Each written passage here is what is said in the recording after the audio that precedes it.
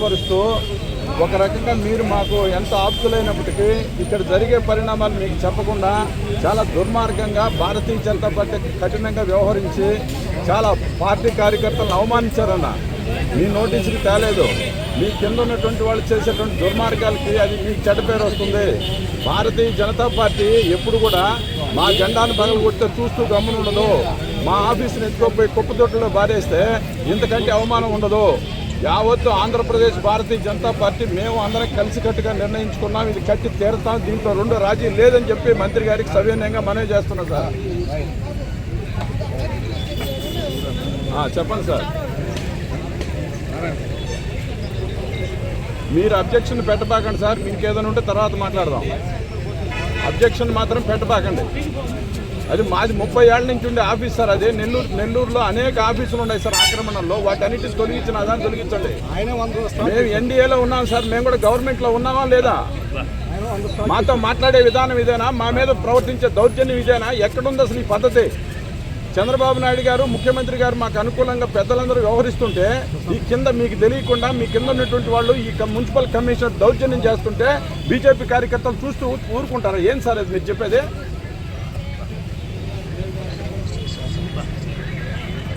దేశభక్తులని మాట్లాడుతామంట. దేశభక్తులమే మేము దేశభక్తులమే, నిజంగా దేశభక్తులమే. నువ్వు కిండలు పడతావా మాతో?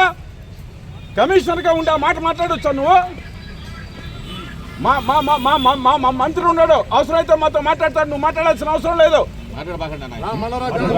మున్సిపల్ కమిషనర్ చాలా దమ్ముంటారా?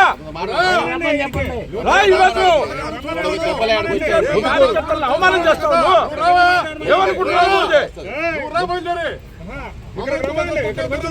మీ చిన్నతనం నుంచి తెలుసు సార్. నెల్లూరు జిల్లాలో మేము ఎప్పుడు కూడా వెనక్కి రాము. మేము న్యాయబద్ధంగా ఉంటాం.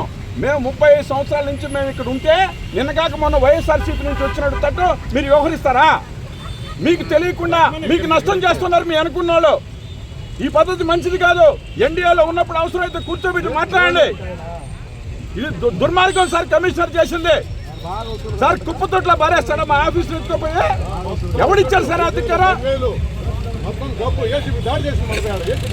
చాలా దుర్మార్గంగా చేశారు సార్. అది